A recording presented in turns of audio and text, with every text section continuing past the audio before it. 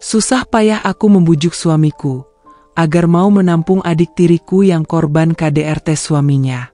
Tak disangka dia justru tega merebut suamiku dan mengajaknya tidur bersama.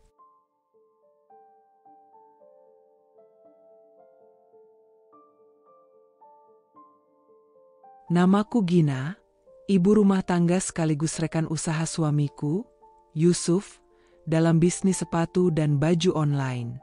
Sudah 5 tahun kami menjalani semuanya bersama, rumah tangga dan pekerjaan. Tapi akhir-akhir ini, kami sedang di titik paling melelahkan. Usaha kami menurun drastis. Yusuf mulai lebih sering murung, jarang bicara, bahkan kadang membentakku untuk hal-hal kecil. Pagi-pagi tadi saja, kami sempat adu suara gara-gara stok bahan kain yang telat dikirim supplier. Apa susahnya ngecek info cek kemarin? Kamu yang ngurusin bagian itu, kan? Tegur Yusuf dengan nada meninggi saat aku baru selesai menyuapi anak kami sarapan. Aku diam. Ingin menjelaskan, tapi tahu percuma. Kalau dia sedang lelah dan moodnya buruk, tidak akan ada kalimatku yang terdengar masuk akal. Aku mengalihkan pembicaraan ke jadwal pengiriman sore ini, tapi Yusuf hanya mengangguk tanpa semangat. Ia beranjak ke garasi tempat kami menyimpan barang ready stock, meninggalkan kopi di atas meja tanpa disentuh. Aku hanya bisa menghela napas panjang. Dan siang itu, rumah kami kedatangan tamu tak terduga. Pintu pagar berderit pelan. Aku yang sedang menjemur cucian menoleh dan terpaku. Vira. Ia berdiri di depan pagar dengan tubuh gemetar, rambut acak-acakan, wajah bengkak dan ada lebam ungu di bawah matanya. Ia menarik koper besar yang rodanya sudah hampir copot satu.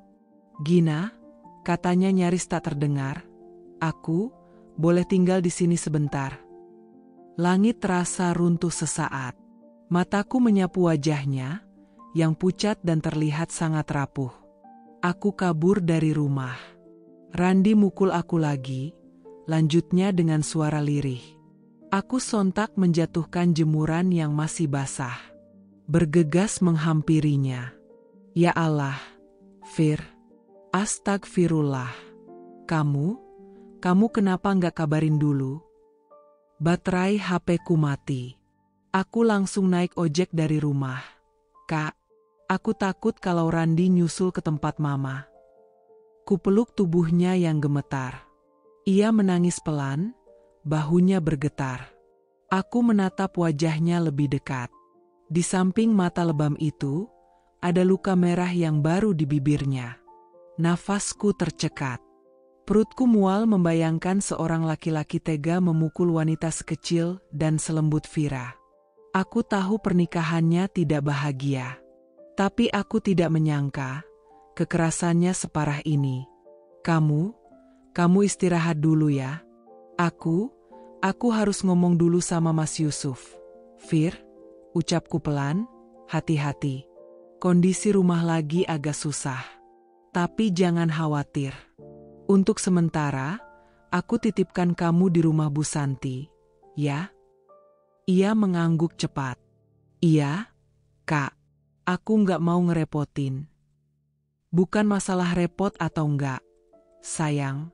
Aku cuma harus pastikan semuanya baik-baik aja. Mas Yusuf akhir-akhir ini agak sensitif. Bu Santi menyambut kami dengan wajah prihatin. Ya Allah, ini Vira, ya? Astagfirullah, wajahnya kenapa begini? Suaminya, Bu, bisikku lirih sambil menyodorkan teh manis ke Vira yang duduk di teras. Mohon ya, Bu, cuma sementara aja, sampai aku bisa ngomong sama suamiku. Iya, biar dia tenang dulu. Rumah saya kosong kok. Saya juga lagi nggak nginep, besok baru balik dari rumah anak, sahut Bu Santi. Aku mengangguk sambil menahan air mata. Melihat Vira menunduk, menatap teh di tangannya, tubuhku ikut lelah. Bukan hanya karena pekerjaan, tapi karena rasa sedih yang tak bisa dijelaskan. Malamnya, Yusuf pulang. Ia membuka pintu dengan wajah lelah, menggantung helm di dinding, lalu langsung duduk di sofa sambil melepas sepatu. Aku mengatur napas. Sudah berulang kali kususun kalimat di kepala. Tapi tetap saja, dadaku sesak. Mas. HM, jawabnya tanpa menoleh. Aku mau cerita sesuatu. Tapi jangan langsung marah dulu ya. Ia akhirnya menatapku, ekspresinya datar. Tadi siang, Vira datang. Vira? Adik tiriku. Yang waktu itu bantu packing pas kita buka toko di Shopee. Ingat enggak? Kenapa? Enggak enak ngomongnya. Tapi, wajahnya babak belur. Dia kabur dari rumah. Randi mukul dia lagi. Yusuf mengangkat alis, tapi tak berkata apa-apa. Dia minta tinggal di sini. Sementara aja. Katanya nggak punya tempat lain. Aku tadi titipkan dulu di rumah Bu Santi. Sun. Yusuf menyandarkan punggung ke sandaran kursi. Matanya memejam, lalu menarik napas dalam-dalam. Mas, aku mulai ragu. Dia cuma minta tinggal beberapa hari aja. Boleh ya, Mas? Lama ia terdiam. Aku bisa mendengar detak jam dinding berdetak, dan nyamuk berputar di dekat lampu. Yusuf akhirnya membuka mata. Tatapannya menusuk, tapi bukan marah. Lebih ke letih.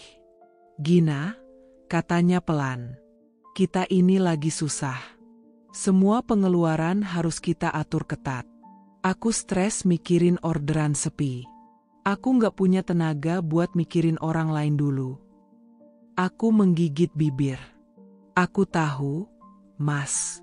Tapi dia saudara kandungku, walau beda ibu. Aku nggak mungkin usir dia dalam keadaan begitu. Yusuf hanya menatapku. Tak membantah. Tapi juga tak menyetujui. Dia trauma, Mas. Luka-lukanya nyata. Aku janji, cuma beberapa hari. Aku akan bantu dia cari jalan. Tapi tolong, biarkan dia merasa aman dulu. Yusuf kembali memejamkan mata. Napasnya berat. Lalu, dengan suara rendah dan dingin, ia berkata, "Terserah kamu." Lalu bangkit, meninggalkanku yang masih duduk di sofa, dengan perasaan seperti barusan dijatuhkan dari ketinggian. Pagi harinya, dapur kami sunyi seperti biasanya. Hanya bunyi sendok yang mengenai piring, sesekali diselingi bunyi dehem kecil dari Yusuf. Aku membuatkan nasi goreng seadanya, dengan telur dadar dan sambal terasi. Sarapan kami memang berubah sejak kondisi bisnis menurun. Tak ada lagi susu, sosis, atau roti panggang seperti dulu. Yusuf duduk diam di depan meja, matanya menatap kosong ke arah jendela. Aku tahu pikirannya melayang entah kemana. Aku mencoba mencairkan suasana, nanti aku ke pasar sebentar. Kayaknya stok cabai udah habis. Yusuf hanya mengangguk, suaranya nyaris tak terdengar saat menjawab, "Jangan lama-lama." Aku menghela napas, mencoba menahan kecewa. Bahkan percakapan sederhana pun kini selalu kaku. Tiba-tiba terdengar ketukan di pintu depan. Tok, tok, tok. Aku berdiri perlahan. Yusuf masih menyendok nasi ke mulutnya tanpa bereaksi. Saat kubuka pintu, hatiku langsung seperti disayat. Vira berdiri di depan sana. Wajahnya lebih lebam dari kemarin. Ada darah kering di ujung bibir. Rambutnya kusut, pipinya tampak membengkak, dan koper besar itu masih di tangannya. "Maaf, aku nggak tahu harus kemana lagi," katanya sambil menangis terseduh. Aku langsung menahan tangannya, takut ia jatuh. "Ya Allah, Vir, kamu kenapa keluar pagi-pagi begini? Kamu di rumah Bu Santi semalam, kan?" Randi ke rumah Bu Santi tadi subuh. Dia marah-marah, nuduh aku ngumpet sama cowok. Untung Bu Santi nggak buka pintu. Tapi aku takut dia balik lagi. Nafasku tercekat. Kepalaku langsung menoleh ke arah dapur. Yusuf masih duduk, tapi kini sudah berdiri, menatap kami dari balik pintu dapur. Aku bisa lihat raut iba yang jelas di wajahnya. Matanya memandang wajah Vira yang bonyok, lalu menatap koper besar yang tergores-gores di pinggirnya. Yusuf mendekat. Ia tak berkata banyak, hanya menatapku, lalu Vira. "Masuklah," katanya pelan. Vira menangis makin keras. Bukan karena sedih, tapi seperti lega karena akhirnya ada yang menyambut. Aku menuntunnya masuk. Ia berjalan pelan, sambil terisak. Begitu duduk di sofa, tubuhnya ambruk. Tangannya memegang perutnya yang mungkin sakit akibat dipukul. Aku langsung berlari ke dapur, mengambil air putih dan handuk kecil. "Minum dulu ya, sayang." Aku berlutut di depannya, menyeka peluh dingin di keningnya. "Kamu aman sekarang?" "Nggak apa-apa. Udah tenang." Vira menggenggam tanganku kuat-kuat. Aku kira dia bakal berubah, Kak. Tapi semalam dia nginjek-injek HP-ku, robek bajuku, terus suaranya pecah. Dia ngatain aku perempuan murahan, padahal aku cuma masak telat. Aku tak sanggup berkata apa-apa. Hanya menahan tangis di tenggorokan. Dari belakang, Yusuf menarik napas berat. "Dia ngelakuin semua itu, cuma karena kamu masak telat." Vira mengangguk dengan mata sembab. Yusuf duduk di kursi dekatnya. "Dia kerja apa sekarang?" "Masih freelance." Katanya pengangguran bikin dia emosi terus. Yusuf menatapku. "Kamu udah bilang ke orang tuamu?" "Belum, aku malu. Aku takut mereka malah nyalahin aku." Hari itu rumah kami berubah menjadi ruang pemulihan diam-diam. Aku menyiapkan kamar belakang, kamar stok lama yang sejak lama kosong dan berdebu. Aku bersihkan, aku lap lantainya, dan aku keluarkan kasur lipat untuk Vira tidur. Saat aku mengganti sprei, Yusuf berdiri di pintu kamar. "Dia tidur di sini?" "Iya, Mas. Sementara aja." Yusuf mengangguk pelan. "Aku ngerti sekarang." Aku menoleh, terkejut. "Ngerti apa? Kenapa kamu gak bisa biarkan dia di luar sana?" Ia mendesah. "Kemarin aku egois. Aku mikirin pengeluaran, mikirin bisnis, mikirin capekku, tapi sekarang aku lihat sendiri. Mukanya kayak gitu, dia butuh kita." Aku menatapnya lama. Untuk pertama kalinya dalam beberapa pekan, hatiku terasa sedikit hangat. Makanya aku maksa banget. "Mas, dia bukan cuma butuh tempat tidur. Dia butuh tempat aman." Yusuf menunduk, lalu berkata, "Aku akan coba bantu sebisa mungkin. Kita sempit, tapi ya, mungkin ruang sedikit lebih baik daripada rasa takut." Aku tersenyum lemah. "Terima kasih, Mas." Siangnya, aku buatkan bubur ayam untuk Vira. Tubuhnya lemas, matanya sembab, dan gerakannya lambat. Ia masih kaget, masih trauma. "Kamu mau lapor polisi?" tanyaku hati-hati. Vira menggeleng. "Aku takut. Dia kenal orang-orang di kantor polisi sana. Dia bisa balik lagi. Kalau gitu nanti kita cari bantuan pendamping perempuan. Aku punya kenalan dari komunitas pemberdayaan. Mereka bisa bantu, paling gak kasih saran hukum." Ia menatapku. "Kak Gina, aku bukan istri yang sempurna. Tapi aku juga gak pantas diperlakukan kayak binatang." Aku memeluknya erat. "Kamu pantas dihormati. Dan kamu bukan beban. Jangan pernah berpikir kamu beban buat kami." Dari ruang tengah, Yusuf mengawasi kami dalam diam. Ia tak berkata banyak, tapi kulihat sorot matanya tak lagi setegang kemarin. Ada sedikit empati yang mulai tumbuh. Beberapa hari pertama, Vira lebih banyak di kamar. Aku membiarkannya tidur selama yang ia mau, menangis sesering yang ia perlu. Luka di wajahnya mulai memudar, tapi sorot matanya masih sering kosong, seperti seseorang yang belum kembali ke dirinya sendiri. Tapi hari kelima, saat aku sedang mencuci piring dan Yusuf sibuk mengecek stok sepatu, Vira datang ke dapur membawa cucian kotor kami. "Boleh aku bantu nyuci, Kak?" Aku menoleh, sedikit kaget. "Kamu yakin? Kamu belum sepenuhnya pulih." "Aku bosan cuma duduk di kamar. Aku mau bantu. Biar ngerasa berguna juga." Aku tersenyum. "Ya sudah, kamu pilah-pilah aja dulu, ya. Yang putih pisah." Sejak itu, ia mulai pelan-pelan kembali hidup. Pagi hari ia bantu menyapu halaman, siang ia bantu masak, malam kadang bantu jagain anak-anak saat aku dan Yusuf lembur mengurus pesanan. Hingga suatu hari, saat pesanan tiba-tiba melonjak karena promo Shopee Flash Sale, aku kewalahan di gudang kecil kami. Saat aku mengangkat kardus berat, Vira datang dan langsung sigap. "Sini, Kak.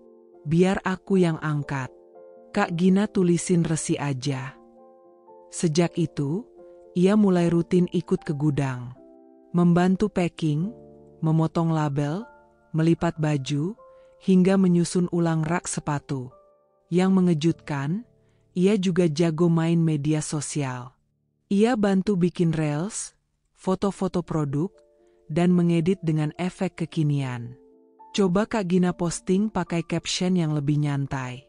"Sekarang orang suka yang personal dan jujur," katanya sambil menunjukkan contoh video pendek dengan latar musik mellow. Dan benar. 2 jam setelah ia posting satu konten sederhana, stok sepatu flash deal kami ludes. Aku dan Yusuf kewalahan packing.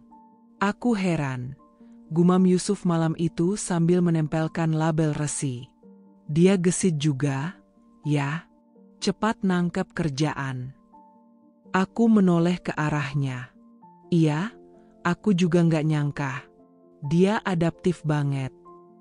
Yusuf tertawa kecil. "Lebih lincah dari kamu pas awal kita merintis dulu. Malah." Aku terdiam sejenak. Mendadak kata-katanya menohok. "Ya, bedalah, Mas. Aku dulu belajar semuanya dari nol.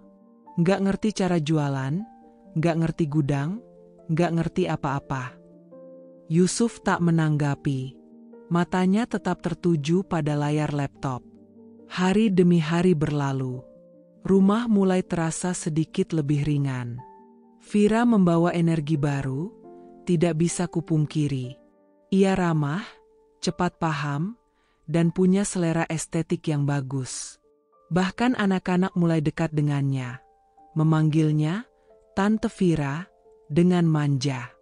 Tapi entah kenapa, aku mulai merasa aneh.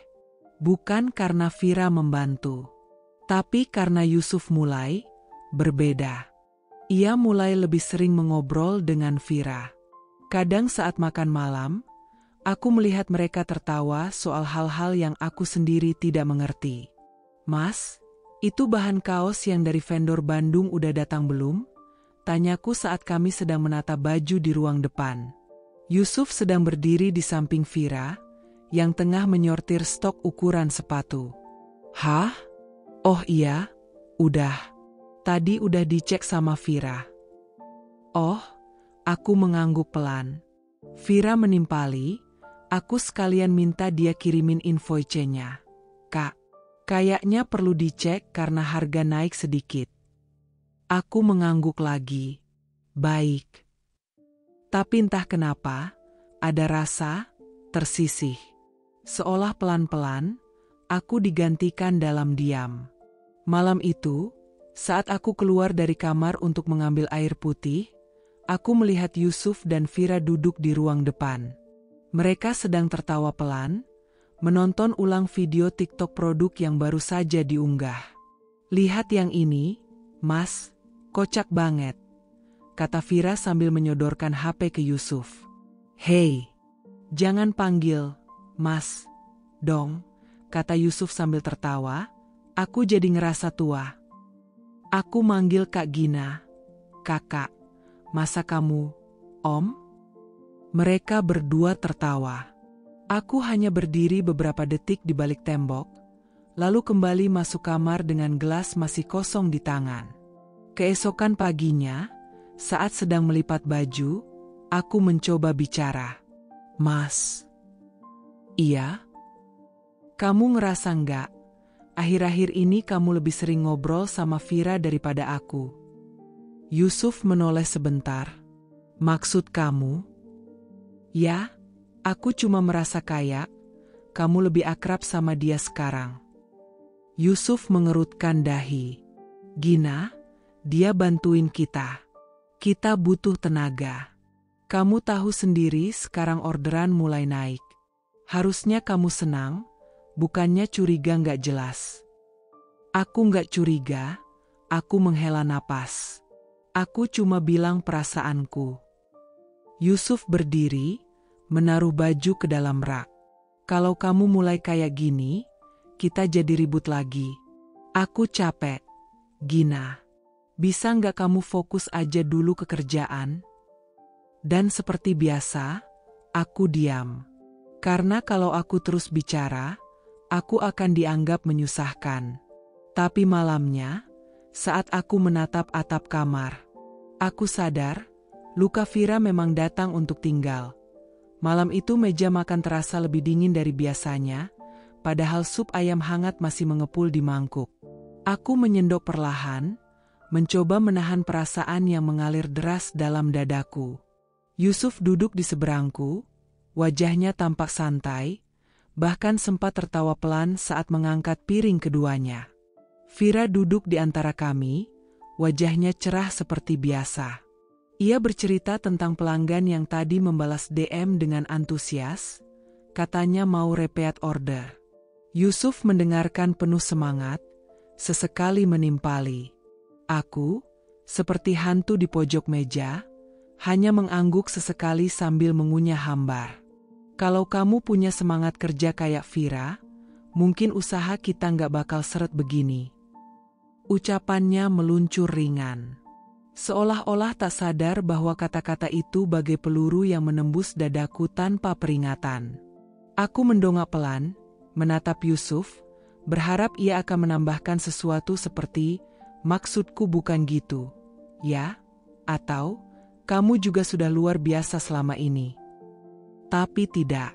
Ia malah menyesap teh hangatnya, lalu tertawa kecil pada candaan Vira yang menyusul. Lidahku keluh, perutku mendadak mual. Aku taruh sendokku perlahan. Aku ke dapur sebentar, ucapku pelan. Suaraku nyaris tidak terdengar. Di dalam dapur, aku bersandar di dinding, menarik napas panjang, menahan agar air mataku tidak tumpah. Aku tahu Vira memang cekatan. Dia cepat belajar, energik, dan punya insting bagus untuk jualan. Tapi, apakah semua tahun yang kuhabiskan dengan Yusuf, semua malam begadang mengurus pesanan, semua upaya menyeimbangkan rumah tangga dan usaha tak berarti apa-apa? Apakah aku begitu buruk sampai-sampai harus dibandingkan? Kupikir cinta akan membuat pasangan saling menghargai, bukan saling mengkritik. Setelah makan malam, aku membereskan meja. Vira membantu seperti biasa, mencuci piring dengan sigap.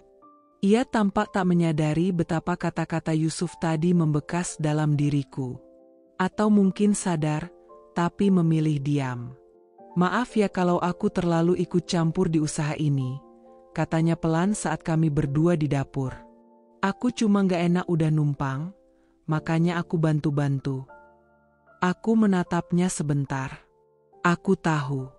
Dan kamu memang bantu banyak. Yusuf juga baik banget. Aku udah kayak keluarga sendiri di sini, katanya sambil mengelap piring terakhir. Aku hanya tersenyum kecil. Entah senyum syukur, senyum getir, atau sekadar upaya menyembunyikan luka yang belum kering. Aku tahu ini bukan salah Vira sepenuhnya. Tapi tetap saja, kehadirannya mengubah banyak hal. Dan aku tak bisa menepis rasa bahwa posisiku, sebagai istri, sebagai rekan bisnis, sebagai perempuan yang dulu begitu dicintai Yusuf, mulai digeser perlahan-lahan. Malam itu, sebelum tidur, aku dan Yusuf tidak banyak bicara. Ia langsung merebahkan diri, memainkan ponselnya. Aku berbaring membelakangi, memandangi dinding kosong. "Kamu kenapa diam aja dari tadi?" tanyanya akhirnya. Aku menahan napas sejenak, lalu menjawab pelan, "Gak apa-apa. Kalau capek, bilang aja. Jangan semuanya dipendam," katanya sambil masih menatap layar ponsel. Aku menutup mata. Tidak, aku tidak capek karena pekerjaan. Aku capek karena hatiku pelan-pelan diabaikan pagi itu. Matahari baru saja naik saat aku menjemur cucian di halaman belakang. Suara burung masih terdengar di kejauhan, dan angin membawa bau sabun cucian yang masih segar. Aku mengibaskan satu persatu baju yang basah, mencoba menata pikiran yang sejak semalam tak bisa tenang. Tiba-tiba, suara langkah kaki dari arah gang sempit di samping rumah membuatku menoleh. Bu Santi, tetangga sebelah yang biasanya ramah tapi juga dikenal sebagai penyebar gosip tercepat CRT, melambai ke arahku. "Pagi, Bu Gina," sapanya dengan senyum yang tak bisa kusebut hangat. "Pagi, Bu," jawabku datar, sambil tetap melipat ujung kain spray di tali jemuran. Ia mendekat, berdiri di dekat pagar bambu yang memisahkan halaman kami. Matanya bergerak cepat, menatapku, lalu melihat ke dalam rumah seolah sedang menilai suasana. "Maaf ya, Bu Gina, saya cuma mau bilang," katanya pelan, tapi nadanya sudah membuat jantungku berdetak lebih cepat. "Bukan apa-apa, tapi Ibu hati-hati loh, soal Mbak Vira itu." Aku menghentikan jemuran yang sedang kuikat. "Maksudnya, Bu?" "Yaitu, suami Ibu kan sering banget ya bareng-bareng sama dia di gudang. Kadang siang, kadang sore. Pernah juga saya lihat mereka pulang bareng dari toko bahan di pasar minggu kemarin. Saya sih nggak nuduh apa-apa, tapi orang-orang udah mulai ngomongin." Aku terdiam. Tanganku kaku menggenggam penjepit baju. Sekilas, rasanya seperti darahku mengalir naik ke kepala, panas, mendesak ke ubun-ubun. Tapi aku tetap berusaha tersenyum. "Oh ya?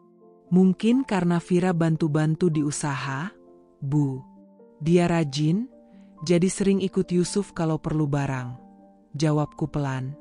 Bu Santi mengangguk, tapi nadanya masih tak lepas dari rasa ingin tahu. "Iya sih, ngerti. Tapi ya, kita ini perempuan, Bu. Harus peka. Kalau sudah ada perempuan lain yang lebih muda, tinggal serumah pula, itu rawan banget. Saya cuma ngomong karena saya peduli." Aku hanya tersenyum kaku. Setelah Bu Santi pergi, aku berdiri di halaman belakang cukup lama. Menatap cucian yang bergerak-gerak tertiup angin, tapi pikiranku tidak lagi di sana. Sore harinya, aku duduk di dapur sambil mengaduk teh yang tak kunjung ku minum. Dari celah pintu ke gudang, samar-samar ku dengar tawa Yusuf dan Vira. Bukan tawa yang meledak-ledak, tapi cukup terdengar hangat, ringan. Terlalu nyaman untuk dua orang yang seharusnya hanya bekerja sama. Aku tak pernah keberatan Vira membantu. Ia datang padaku dalam keadaan hancur. Aku kasihan, sungguh. Aku tahu rasanya ditolak dunia, tak punya tempat. Tapi entah sejak kapan, rasa kasihan itu berubah menjadi waspada. Perempuan itu cantik. Wajahnya lembut meski lebam di hari pertama membuatnya tampak rapuh. Sekarang, ia mulai kembali tersenyum. Bahkan, terlalu sering tersenyum pada suamiku. Dan Yusuf. Ia mulai berbeda. Ia yang dulu tak pernah memedulikan filter Instagram, kini jadi paham angle terbaik untuk promosi produk. Ia yang biasanya tak tahan lama di gudang, kini betah hingga malam. Malam harinya, saat aku menyetrika pakaian di ruang tengah, Yusuf datang dari gudang membawa segelas air. Wajahnya basah oleh keringat, tapi ia tersenyum. "Capek juga ya hari ini," katanya sambil merebahkan diri di sofa. "Vira bantu lagi hari ini?" tanyaku tanpa menoleh. "Iya, dia cepet banget kerjanya. Gudang jadi lebih rapi. Kalau kamu ke sana, pasti kaget deh," katanya sambil tertawa kecil. Aku mengangguk pelan, lalu menatap setrikaan yang mendadak kabur di mataku. Hati ini seperti diiris. Sakit, tapi sunyi. Kata-kata Bu Santi terngiang-ngiang, seperti nyanyian buruk yang tak bisa kuhentikan. Aku ingin percaya suamiku. Aku ingin tetap percaya bahwa perempuan yang kutolong itu tidak akan menusuk dari belakang. Tapi firasatku sebagai seorang istri, entah kenapa, mulai berkata lain. Sudah 3 malam berturut-turut Yusuf pulang lewat jam 10. Biasanya, jam 8 malam dia sudah duduk bersamaku di ruang tengah, nonton TV walau kadang hanya diam bersebelahan. Tapi kini, hanya ada suara jam dinding dan detak kekhawatiranku. Malam ini aku mencoba tidak menunggu. Aku mencoba berbaring, mencoba memejamkan mata. Tapi kepalaku penuh tanya. Benarkah gudang kami sekarang butuh lembur sesering itu? Atau ada sesuatu yang disembunyikan? Sekitar pukul 11.15 malam, suara motor terdengar berhenti di depan rumah. Aku bergegas ke jendela. Yusuf turun dari motor. Tidak sendiri. Di belakangnya, sebuah motor metik berhenti. "Vira." Kupicingkan mata dari balik tirai. Vira turun, tertawa kecil sambil membetulkan letak tas selempangnya. Yusuf menoleh ke arahnya. Sekilas, kulihat senyum itu, senyum yang dulu hanya jadi milikku. Mereka berbicara sebentar, lalu Vira melambaikan tangan dan pergi.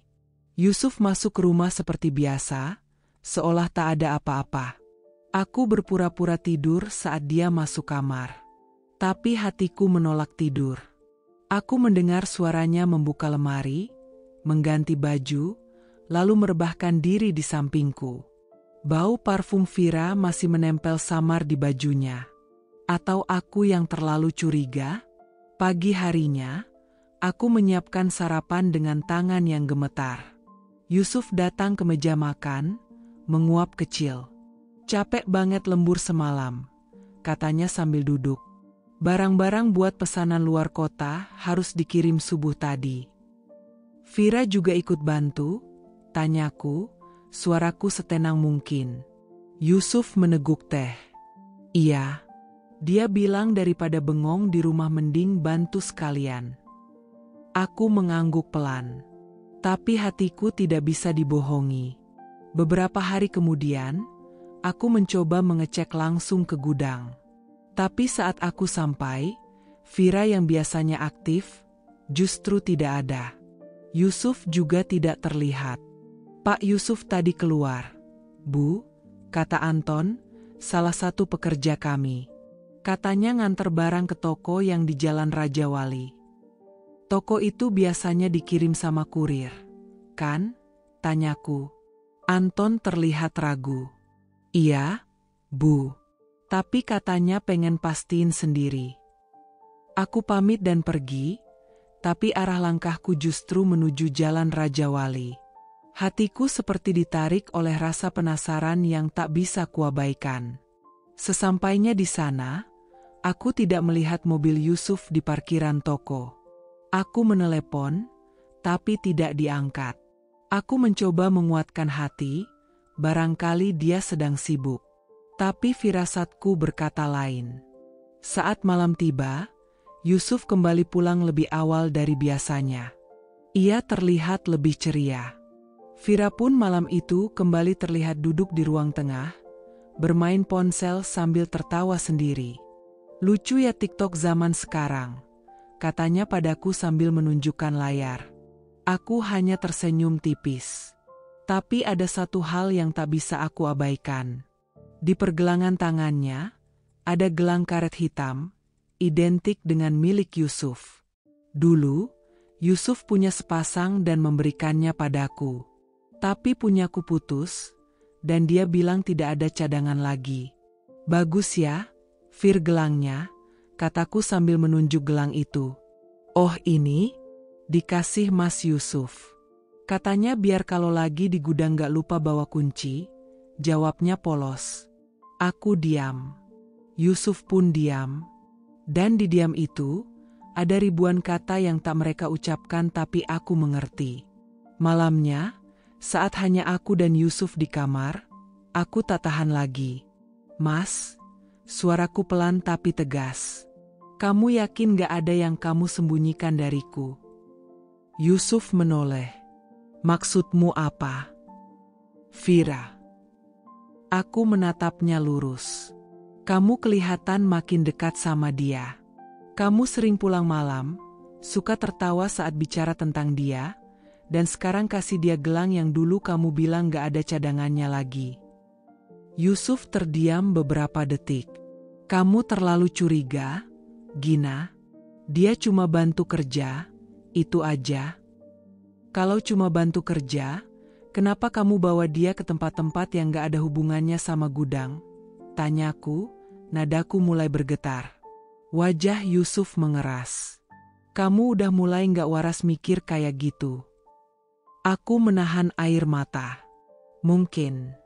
Tapi aku bukan buta.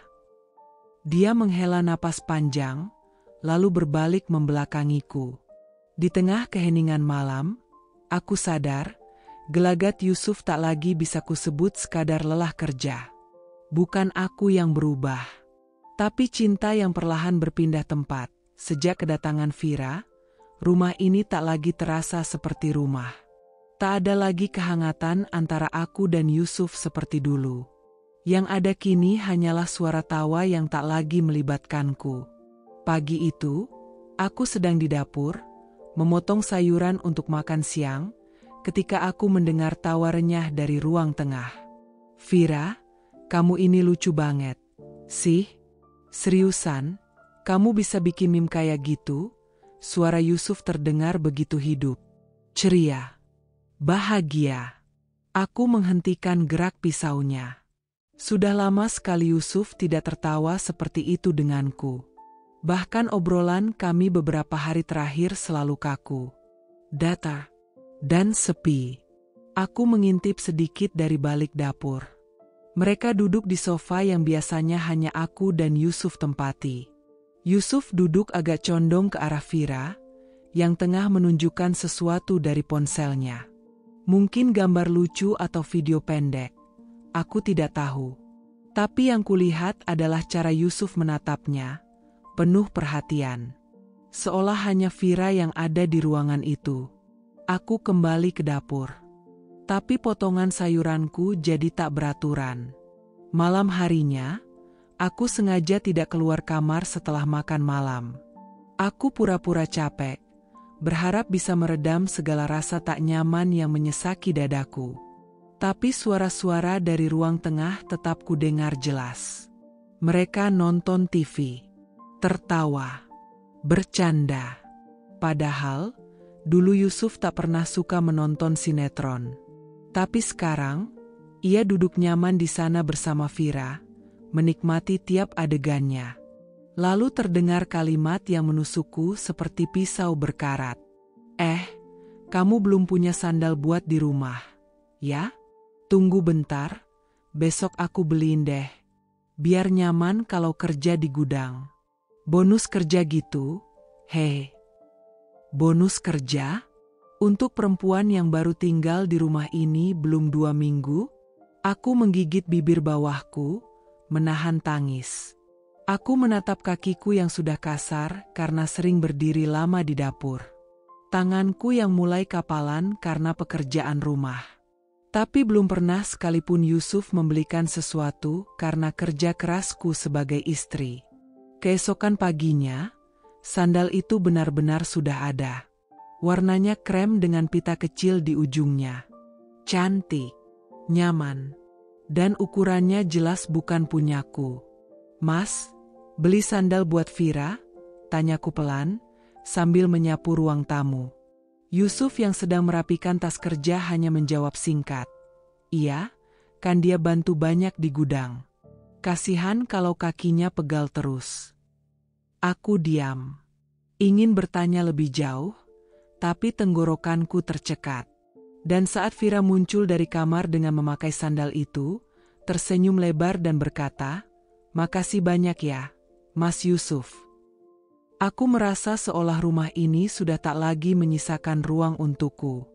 Bukan karena sandalnya, tapi karena Yusuf membelikan sesuatu dengan perhatian yang tak lagi jadi milikku. Aku menunduk, menyapu serpihan debu di lantai. Tapi yang terasa hanyalah serpihan hatiku sendiri. Yang entah sejak kapan, mulai tak dianggap lagi sebagai bagian dari kehidupan Yusuf. Rapat kecil sore itu di ruang tamu rumahku terasa seperti panggung asing. Yusuf duduk di sofa bersama Vira. Di hadapan mereka, laptop terbuka menampilkan draft konten untuk promosi produk. Vira tampak antusias menjelaskan ide-idenya, lengkap dengan gestur tangan yang seolah-olah menandai wilayah kekuasaannya. Yusuf, yang biasanya pendiam dan terlalu malas untuk memikirkan desain atau caption, kini tertawa kecil, mengangguk-angguk, bahkan sesekali menimpali, "Bagus. Itu kreatif banget." Aku duduk di ujung kursi, membawa buku catatan dan pulpen. Tapi tak ada yang menoleh. Tak ada yang bertanya pendapatku. "Kontennya jangan terlalu kaku, Mas. Netizen sekarang sukanya yang lucu tapi nyentil," ujar Vira sambil memiringkan tubuhnya ke Yusuf, seolah tak menyadari keberadaanku.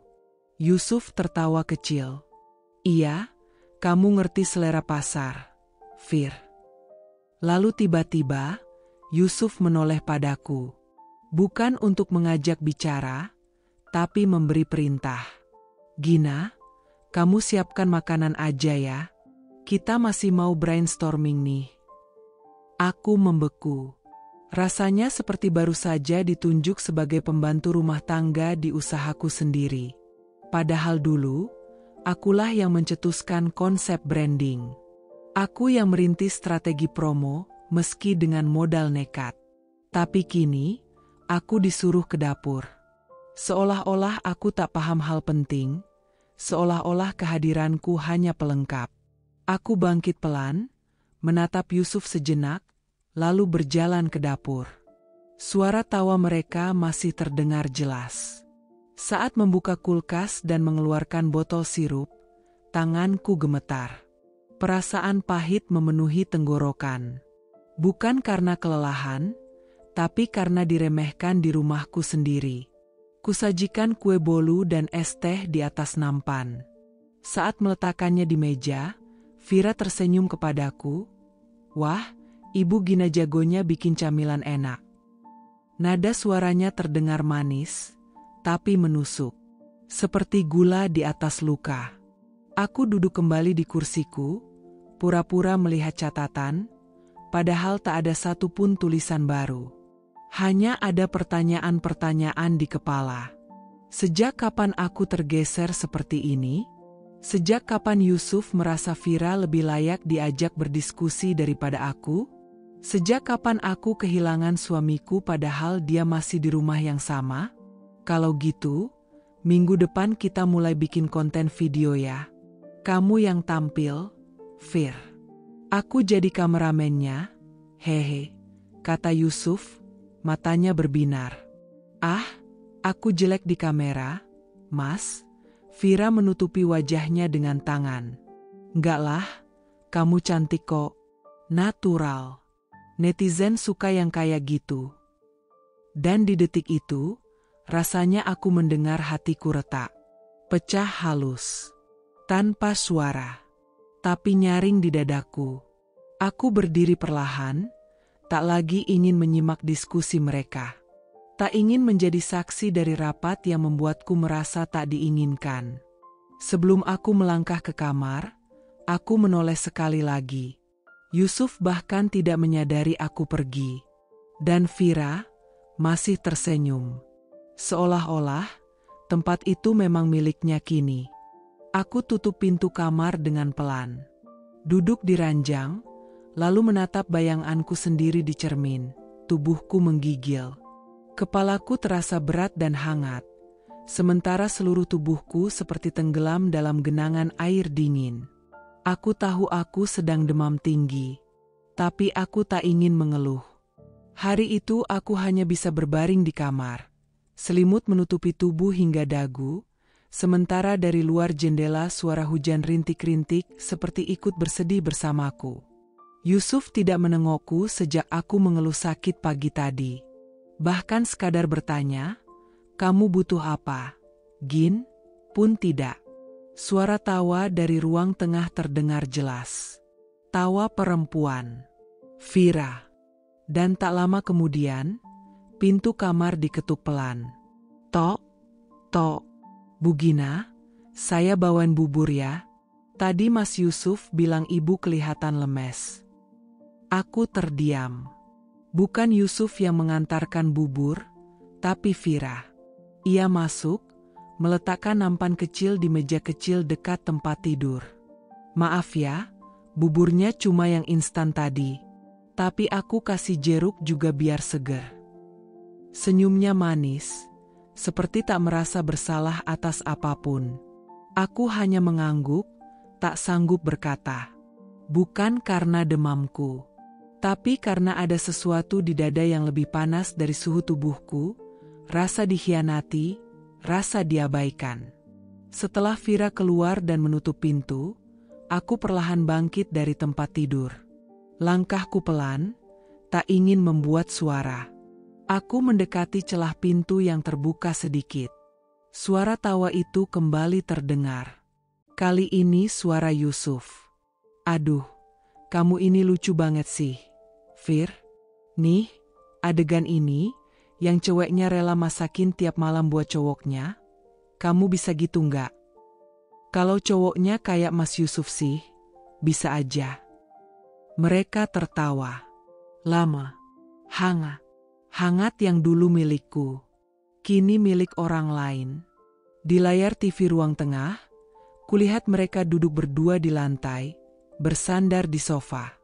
Jarak tubuh mereka terlalu dekat, terlalu nyaman, terlalu akrab, terlalu menusuk untuk kulihat. Aku kembali ke tempat tidur, menarik selimut sampai menutupi wajah, menangis diam-diam, dengan napas terengah karena demam dan kepedihan yang melebihi panas di tubuhku. Yusuf, suamiku, laki-laki yang dulu bersumpah akan menjagaku dalam sehat maupun sakit, kini bahkan tak sempat menanyakan apakah aku butuh segelas air. Tapi ia sempat tertawa bersama Vira, perempuan yang datang sebagai tamu, lalu perlahan merampas peranku sebagai istri di rumah ini. Dan malam itu, aku menyadari satu hal. Aku sakit bukan hanya karena virus, tapi karena cinta yang pelan-pelan mati, tanpa pemakaman, tanpa doa, tanpa Yusuf sebagai pelayat sore itu langit mendung. Aku baru selesai menyapu teras ketika ku dengar suara Yusuf dan Vira dari ruang makan. Mereka bicara pelan, seperti sedang membahas sesuatu yang penting. Aku tak ingin menguping, tapi langkahku terhenti saat mendengar namaku disebut sekilas. Nanti aku bicara ke Gina, pasti dia ngerti. Aku masuk perlahan. Yusuf menoleh sekilas lalu kembali fokus ke layar laptop. Vira duduk di sampingnya, mencatat sesuatu di kertas kecil. Aku menarik napas panjang, mencoba menahan perasaan yang tak karuan. Setelah makan malam, saat aku sedang mencuci piring, Yusuf mendekat. Dengan suara santai, ia berkata, "Besok Vira batal cari kontrakan. Dia tetap tinggal di sini." Aku membalikkan badan. Air di wastafel masih mengalir, tapi telingaku terasa panas. Hatiku seperti diremas. Kenapa? Tanyaku pelan. Yusuf mengangkat bahu, seolah tak ada yang perlu diributkan. Ya biar dia bisa bantu lebih maksimal. Rumah kita juga besar, banyak kamar kosong. Lagi pula, dia udah banyak bantu usaha. Nggak ada salahnya kita bantu dia balik. Aku terdiam. Kata-kata itu menusukku lebih dalam daripada yang bisa kujelaskan. Sejak kapan keputusan rumah ini bukan milikku juga? Sejak kapan keberadaan orang asing bisa lebih diprioritaskan daripada kenyamananku? Jadi, kamu udah mutusin semuanya? Suaraku bergetar, tapi aku mencoba tenang. Yusuf menatapku, lalu dengan nada datar menjawab, "Iya, aku rasa ini yang terbaik." Aku mengangguk pelan, walau tubuhku terasa lemas. Air mataku nyaris tumpah, tapi ku tahan.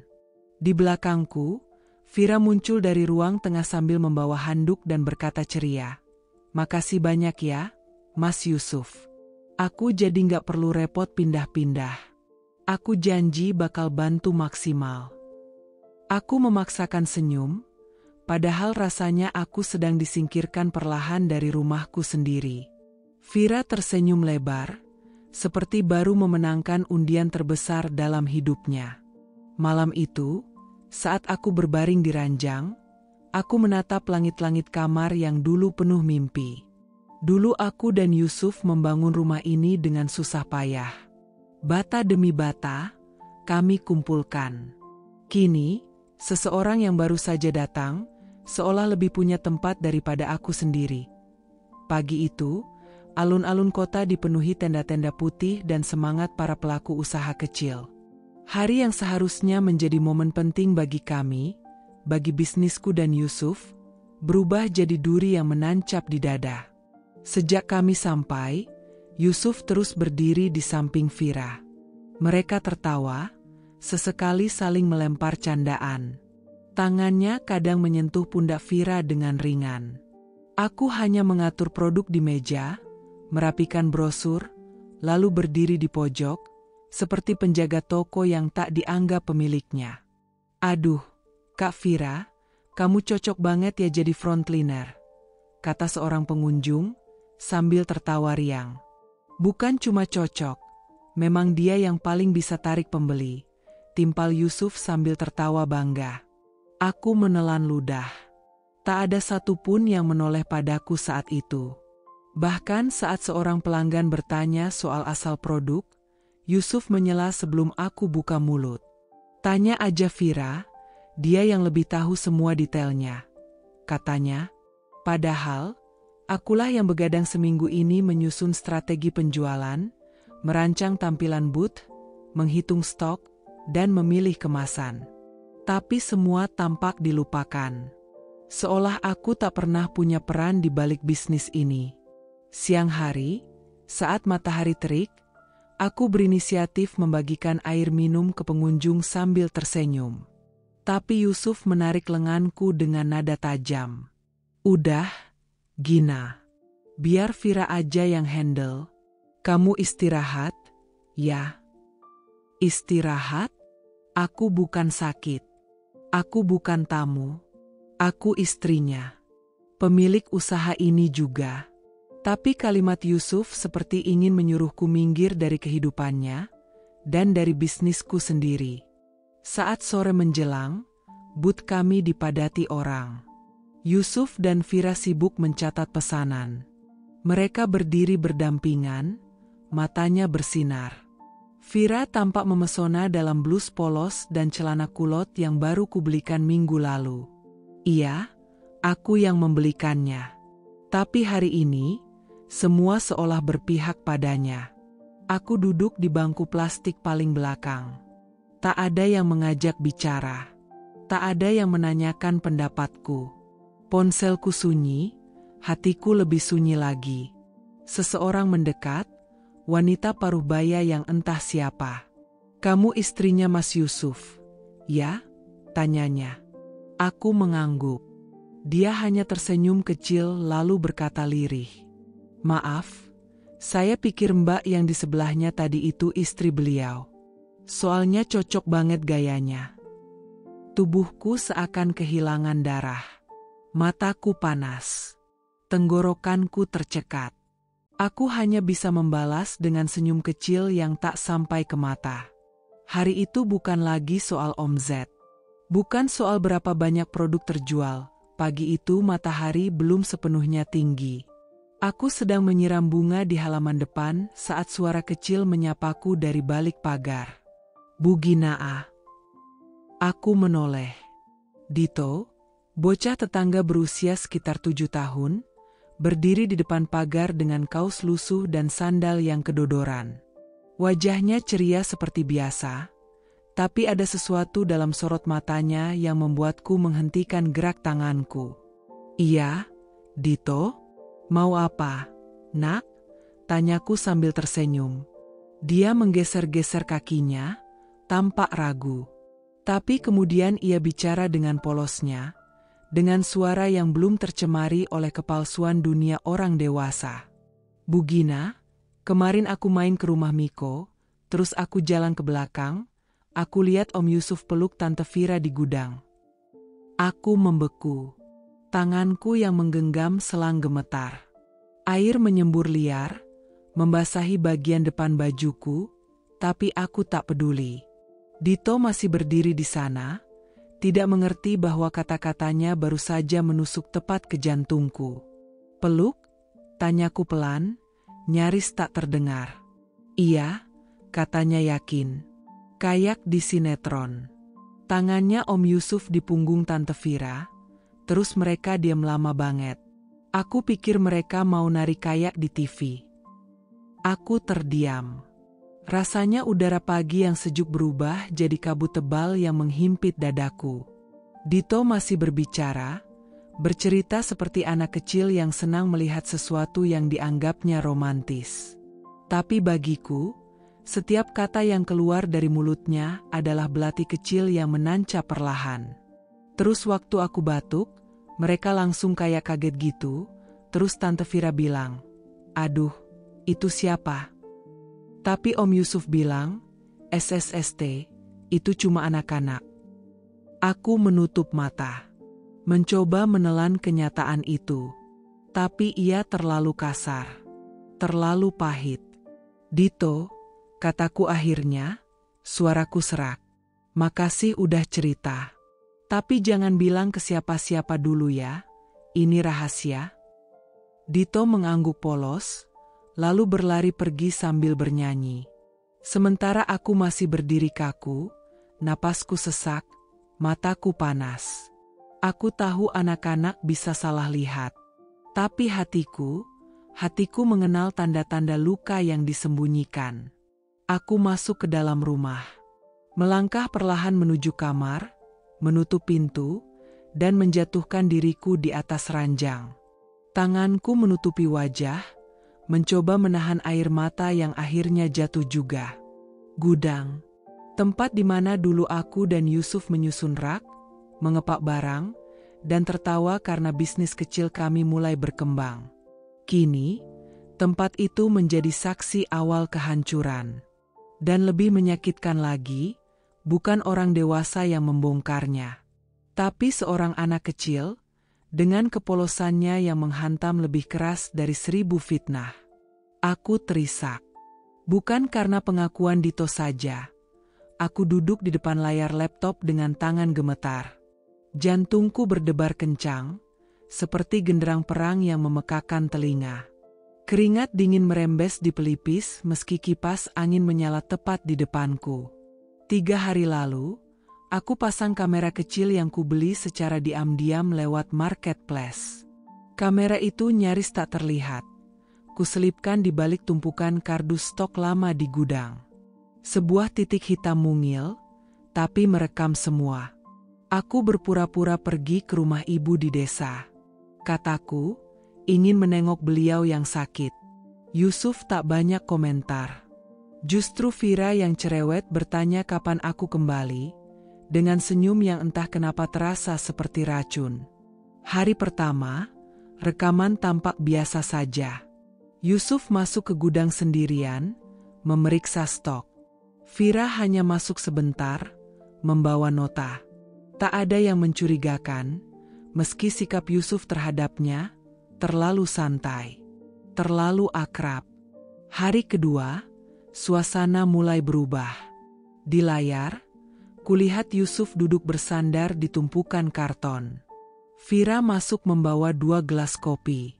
Mereka tertawa. Yusuf meletakkan tangannya di pundak Vira. Aku mendadak mual, tapi masih bisa kutahan. Hari ketiga, tanganku nyaris terpeleset saat mengklik file rekaman hari ketiga. Perasaanku buruk. Bahkan sebelum videonya berjalan, aku sudah tahu ini bukan lagi sekadar dugaan. Gambarnya sedikit buram, tapi cukup jelas. Vira masuk ke gudang lebih awal dari biasanya. Ia tidak membawa apapun. Hanya dirinya dan tubuhnya yang sengaja dibalut pakaian ketat. Beberapa menit kemudian, Yusuf menyusul. Mereka bicara sebentar. Lalu Vira tertawa dan menyentuh dada Yusuf, seolah mereka sudah terbiasa. Yusuf tak menolak. Justru menarik Vira ke pelukannya, dan saat itu, aku melihatnya. Mereka berciuman. Bukan ciuman ringan, tapi ciuman penuh nafsu. Seperti 2 orang yang sudah terlalu lama menyembunyikan keinginan kotor mereka. Kepalaku mendadak pening. Layar laptop berputar di mataku. Tapi aku tak bisa berhenti menonton. Vira duduk di atas pangkuan Yusuf. Mereka mulai membuka pakaian satu sama lain. Nafas mereka berat, seperti binatang. Di atas tumpukan stok baju-baju yang kusetrika dengan tangan sendiri, mereka bercumbu tanpa malu. Tubuhku bergetar hebat. Aku menutup mulutku dengan tangan, menahan teriakan yang hampir meluncur.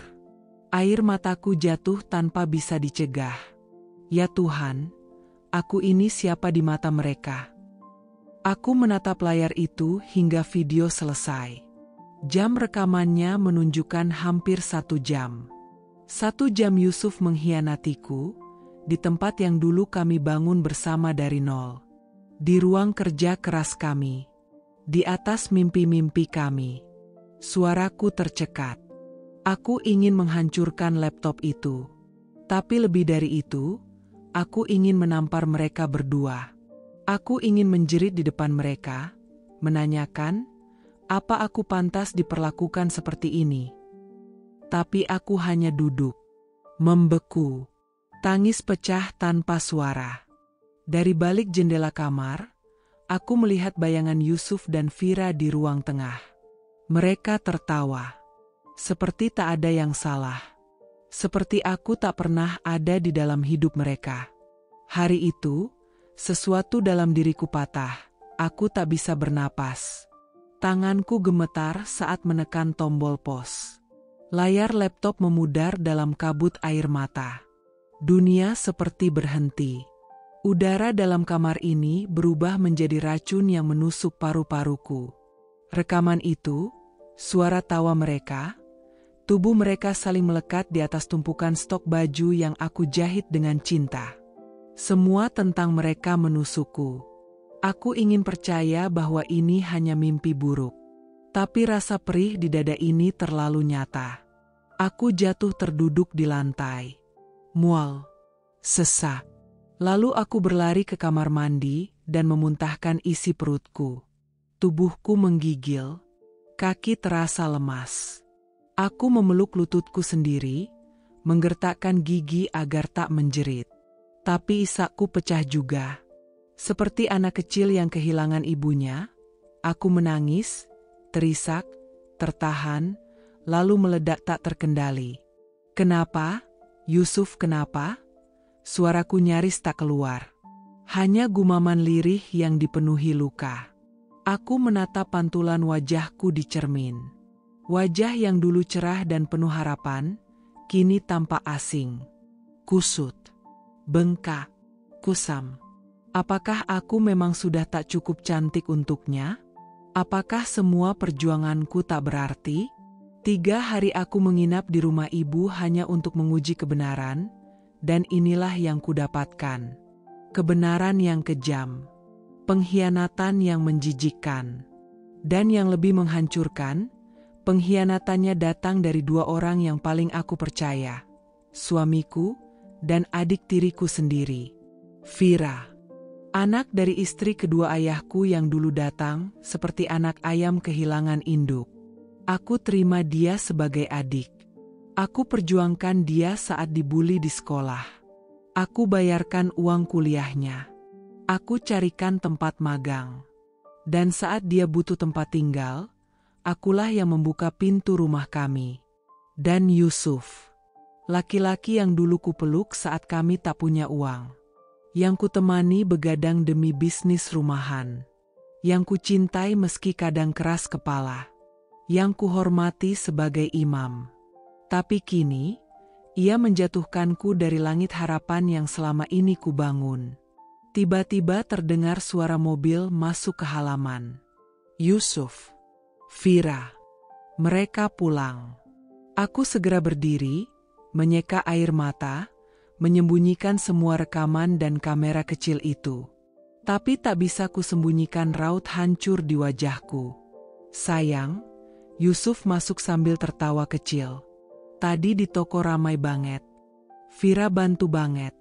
Deh, untung dia nggak jadi pindah. Ya? Vira masuk dari belakang, menggandeng tas belanja.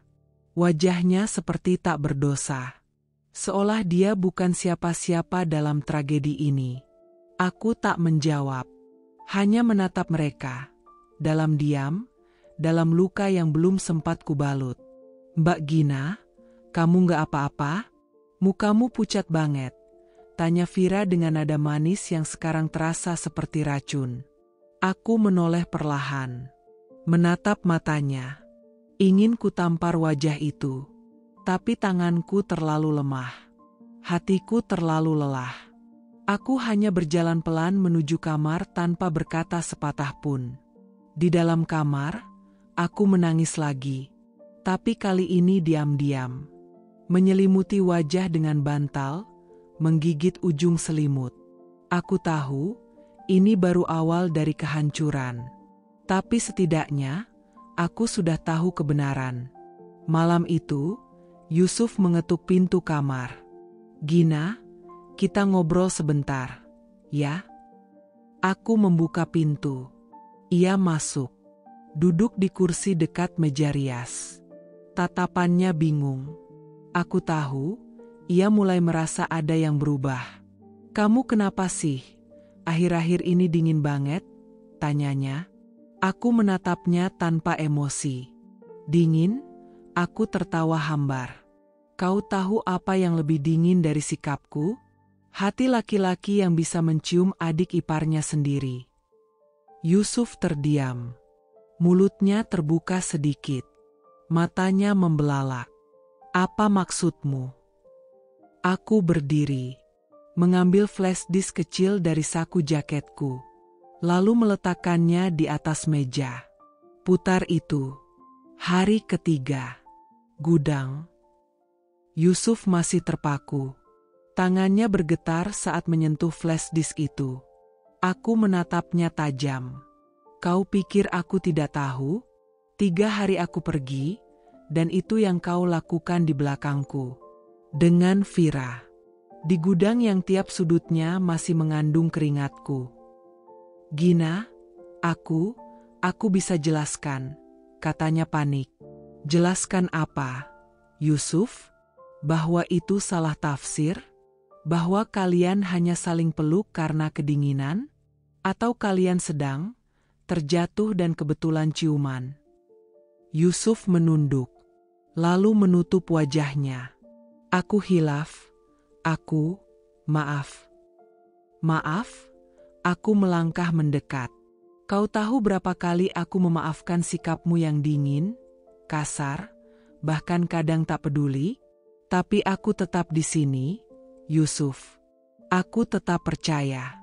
Dan yang kau lakukan adalah menusukku, dengan senyum manis adik tiriku sendiri. Air mata kembali mengalir. Tapi aku biarkan. Aku tak malu menangis.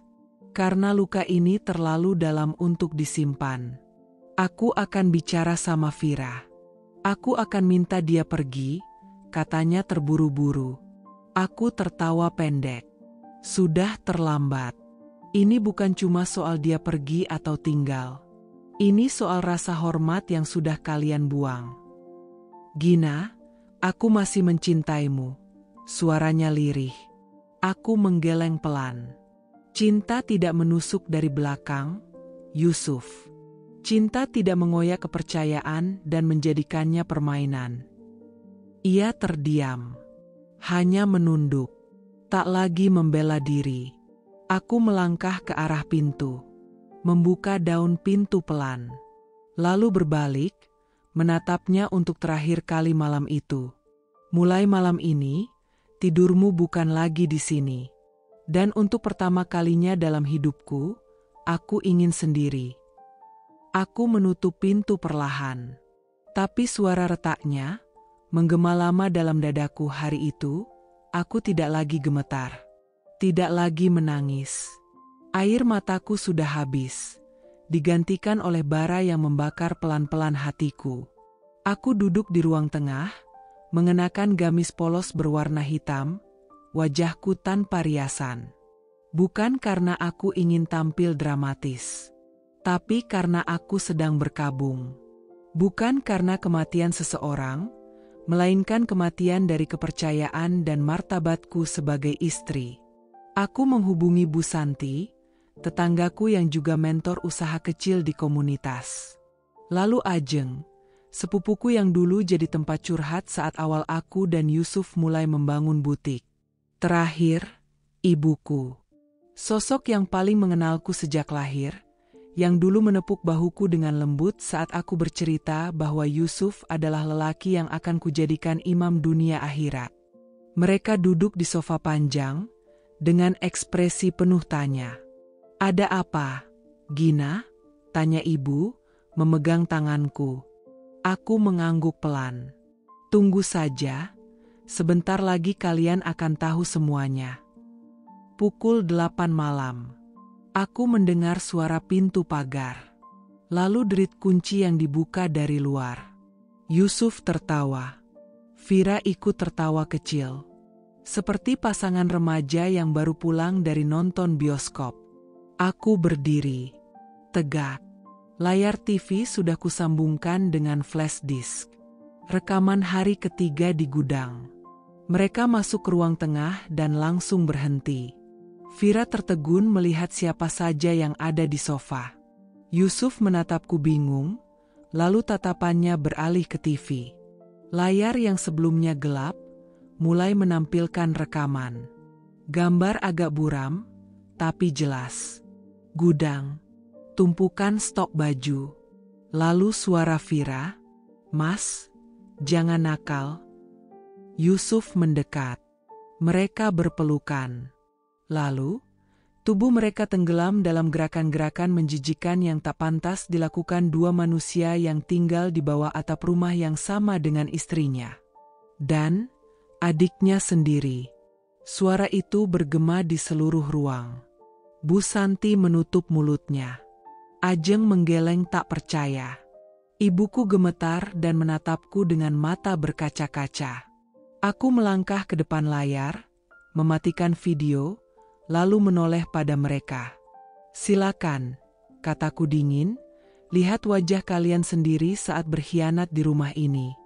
Rumah yang dibangun dari jerih payahku, dari peluhku, dari cintaku." Vira langsung menunduk, menutup wajah dengan kedua tangan. Tubuhnya gemetar. Maaf, Kak Gina. Aku enggak sengaja." Suaranya terbata, seperti anak kecil yang ketahuan mencuri. Aku tertawa pelan, sinis. "Enggak sengaja? Jadi kamu jatuh dan tiba-tiba suamiku menangkap kamu di atas tumpukan baju." Yusuf hanya diam. Wajahnya pucat. Napasnya berat, tapi tak sepatah kata pun keluar. "Bicara, Yusuf, aku mendesis. Kalau kamu masih punya sedikit nyali, jelaskan, kenapa kamu tega melakukan ini? Kenapa kamu hianati aku dan tidur dengan adik tiriku sendiri? Dia menunduk, lalu akhirnya berkata, lirih, nyaris tak terdengar.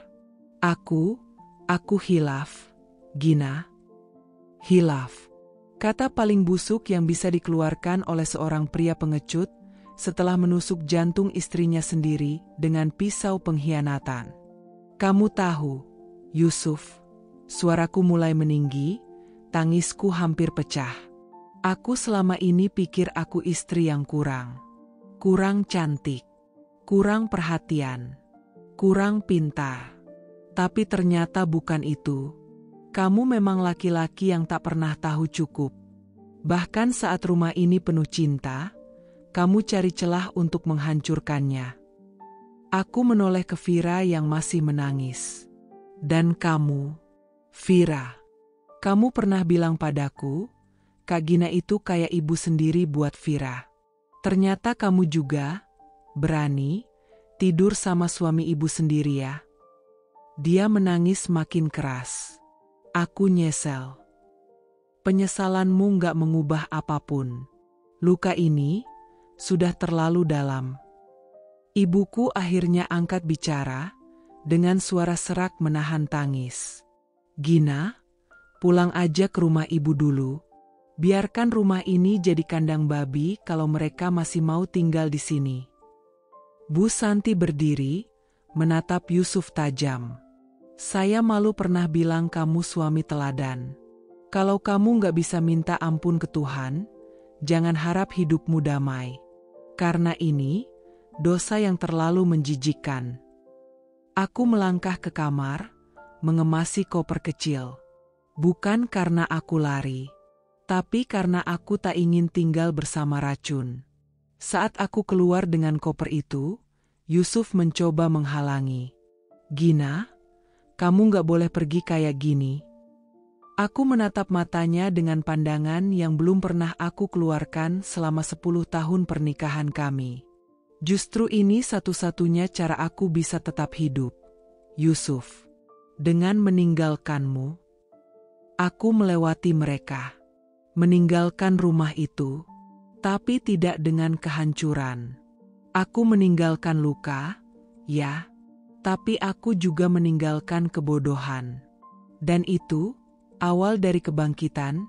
Aku ingin kalian pergi malam ini juga, ucapku dengan suara gemetar, tapi mataku tak berkedip sedikit pun. Ruang tamu masih sunyi setelah rekaman itu berhenti. Hanya napasku yang terdengar memburu, seperti habis berlari menempuh badai. Yusuf duduk terdiam di sofa, wajahnya pucat pasi. Vira meringkuk di sudut, menangis terseduh-seduh, tapi tak satu pun dari mereka menyangkal kenyataan itu. Karena mereka tahu, aku tak bicara omong kosong. Kamera itu menangkap semuanya. Pengkhianatan, ciuman, pelukan, tubuh mereka saling melebur di tempat yang dulunya aku gunakan untuk menyusun mimpi. Kak, aku hilaf, lirih Vira. Aku menoleh tajam.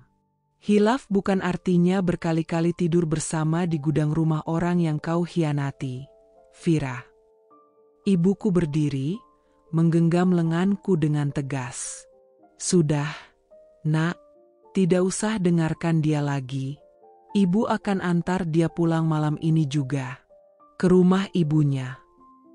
Aku gak mau pulang, aku takut. Mama pasti marah.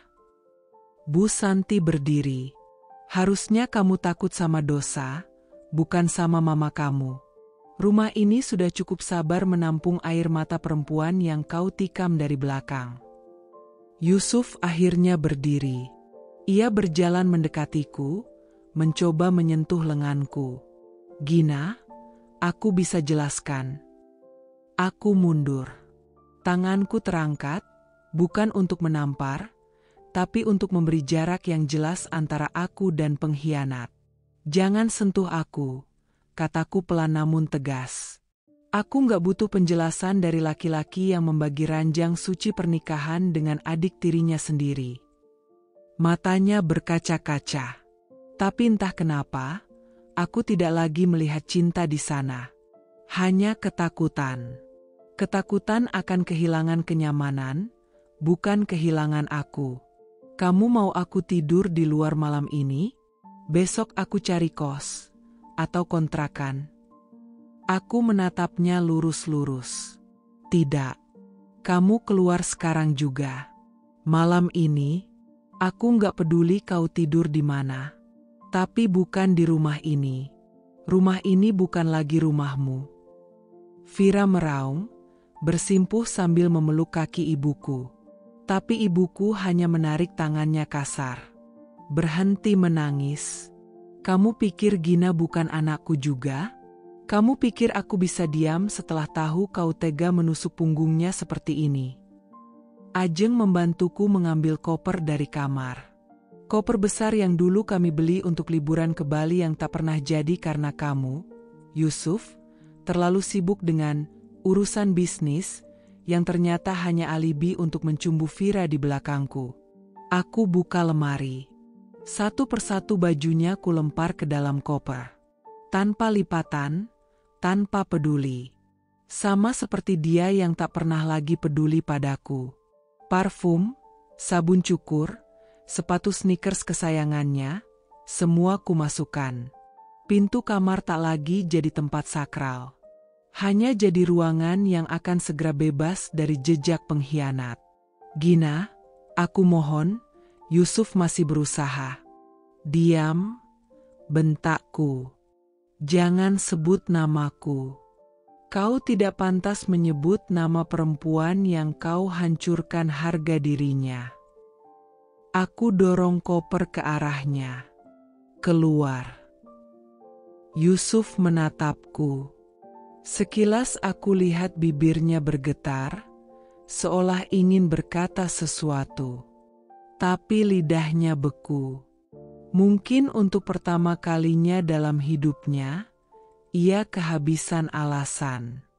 Vira sudah dibopong oleh ibuku dan Bu Santi keluar.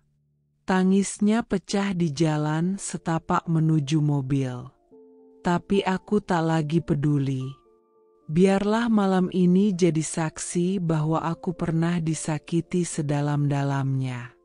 Tapi juga, malam ini akan jadi awal dari bangkitnya aku.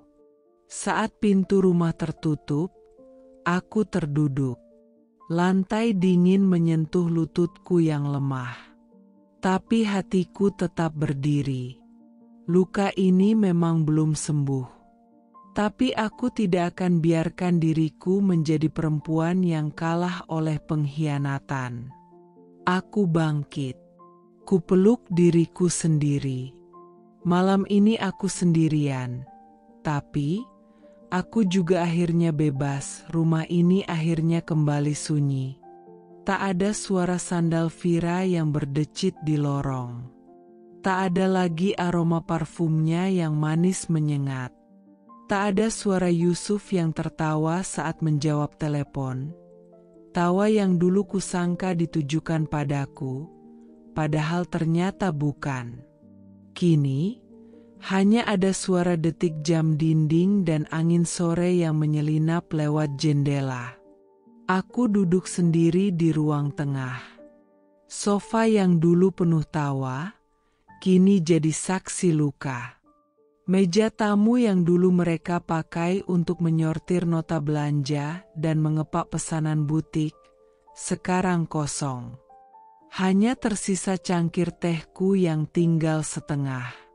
Dan aku, perempuan yang dulu mereka abaikan. Yang dianggap tidak melihat, tidak mendengar, tidak merasa. Tapi aku bukan batu. Aku perempuan yang belajar menahan diri, hingga akhirnya jenuh menahan luka. Hari-hari setelah pengusiran itu berjalan seperti dalam kabut. Banyak tetangga yang diam-diam bertanya lewat bisikan, lewat lirikan. Tapi aku tidak peduli. Biarlah. Biar mereka menebak-nebak. Biar mereka tahu bahwa rumahku pernah menjadi panggung pengkhianatan paling keji. Yang penting, sekarang rumahku tidak lagi jadi tempat sandiwara. Dapur tidak lagi terdengar suara mereka berbisik dan tertawa. Ruang kerja tidak lagi jadi tempat mereka berpura-pura bekerja sementara saling melirik penuh godaan. Gudang belakang, bahkan hanya membayangkannya membuatku ingin muntah lagi. Tapi aku tidak akan pergi dari rumah ini. Tidak, aku tidak akan mengalah. Ini rumah yang dulu kubangun bersama Yusuf.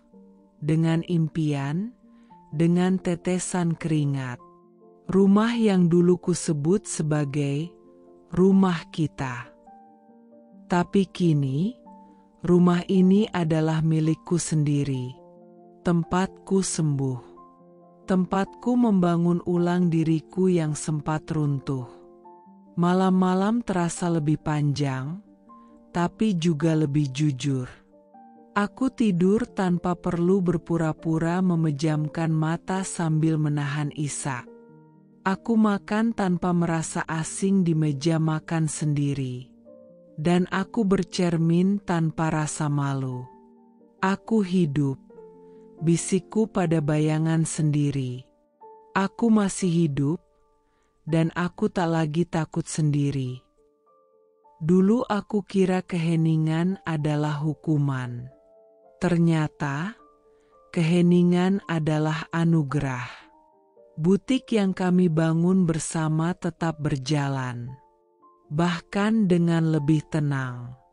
Aku meminta bantuan Ajeng, sepupuku, untuk membantu mengelola.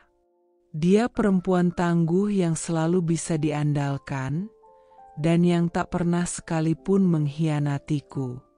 Kalau kamu butuh bantuin di rumah juga, aku siap, Kak, katanya suatu malam. Aku menggeleng. Nggak perlu, Jeng. Justru sekarang aku belajar nikmatin sepi. Dia menatapku, lalu tersenyum. Kamu kelihatan beda sekarang. Lebih tenang. Tapi juga lebih kuat. Kuat. Kata itu terasa asing di telingaku. Tapi juga indah. Suatu pagi, aku duduk di beranda sambil memandangi tanaman hias yang dulu tak pernah sempat kusentuh. Kini aku siram sendiri, kutata sendiri. Daun-daunnya tumbuh segar, seperti hatiku yang pelan-pelan mulai sembuh. Seorang ibu tetangga lewat, melambaikan tangan. Bu Gina, sehat ya? Aku tersenyum kecil. Alhamdulillah. Sehat, Bu. Dia berhenti sebentar, lalu berkata lirih, kamu luar biasa. Kalau saya yang ngalamin, belum tentu sekuat itu. Aku hanya tersenyum. Tak ada lagi amarah. Tak ada lagi air mata. Hanya ketenangan yang terasa hangat di dada. Karena aku tahu, aku telah kehilangan orang yang mengkhianatiku. Tapi aku menemukan kembali diriku sendiri. Malam itu, aku buka lemari dan menemukan sebuah gaun yang dulu kubeli untuk perayaan ulang tahun pernikahan kami yang ke-10, yang tak pernah terjadi. Gaun itu masih rapi dalam plastik, belum pernah dipakai. Kubuka perlahan. Kusentuh kainnya. Aku tidak menangis. Tidak kali ini. Aku hanya berkata, terima kasih. Telah mengingatkanku bahwa harapan pun bisa salah tempat. Lalu kubungkus lagi gaun itu. Kumasukkan ke dalam kotak. Tapi bukan untuk dibuang. untuk dikenang. Sebagai pengingat bahwa aku pernah cinta mati dan hidup kembali. Di atas meja kerja, kini ada jurnal harian yang mulai kutulis lagi. Di sana, kutuangkan semua rasa, sakit, kecewa, marah, tapi juga harapan. Karena aku percaya, luka yang ditulis dengan jujur bisa jadi obat. Dan dalam satu halaman, aku tulis, rumah ini tak lagi ramai, tapi juga tak lagi penuh kebohongan. Aku sendiri, tapi juga utuh. Dan itu cukup untuk mulai lagi. Di tengah keheningan ini, aku menemukan kekuatan baru. Bukan dari teriakan, bukan dari balas dendam, tapi dari diam yang penuh makna. Dulu, aku takut tidur sendiri. Kini, aku bersyukur bisa tidur tanpa rasa was-was. Dulu, aku takut membayangkan hidup tanpa Yusuf. Kini, aku bersyukur karena akhirnya dia pergi. Dan tentang Vira, dia tak lagi kubenci. Karena membenci orang yang lebih kecil dari nilai dirimu, hanya akan membuatmu jatuh ke tempat yang sama. Aku bukan lagi Gina yang dulu. Aku bukan istri yang dicurangi. Aku bukan kakak yang dikhianati. Aku adalah perempuan yang memilih berdamai dengan luka dan tumbuh di atas puing-puingnya. Dan itu lebih dari cukup. Aku memilih pergi ke kota kecil, bukan untuk melarikan diri, tapi untuk menemukan kembali diriku yang dulu hilang. Bersama Ajeng, sepupuku yang setia sejak awal, kami membuka toko sepatu wanita. Kami beri nama Genje Gina Jiwa. Karena kami percaya, setiap perempuan butuh alas kaki yang kuat dan jiwa yang lebih kuat lagi untuk melangkah. Setiap kali aku membuka toko, aku selalu menatap papan kecil di meja kasir yang bertuliskan, "Jangan pernah membiarkan orang yang menginjak hatimu ikut berdiri di hidupmu." Dan Yusuf, kabarnya ia mencoba buka usaha sendiri. Tapi seperti niat dan setianya, tak pernah stabil. Vira, entah kemana, dan aku benar-benar tak ingin tahu. Yang aku tahu pasti adalah, aku bukan lagi perempuan yang diam saat dikhianati. Aku bukan lagi perempuan yang menyembunyikan tangis demi menjaga nama baik. Aku bukan lagi istri yang memeluk duri dan berharap itu berubah jadi bunga. Aku adalah Gina, perempuan yang memilih pergi, bukan karena kalah, tapi karena aku mencintai diriku lebih dari siapapun yang pernah melukai. Dan hari ini, aku tahu satu hal. Aku masih perempuan yang layak dicintai. Tapi yang pertama kali harus mencintaiku adalah aku sendiri.